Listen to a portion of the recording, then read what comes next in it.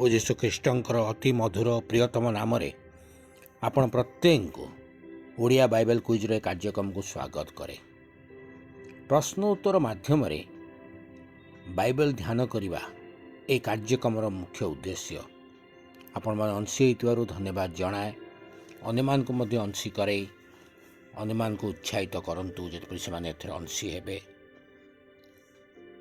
गत काली जो प्रश्नटी पचरा जाइतिला ता थिला शिल्प कर्म करने निमंते सदाप्रभु क्यों लोकमानकर हृदय रे ज्ञान देइथिले। यार सठिक उत्तर होची विज्ञमना लोकमानकर।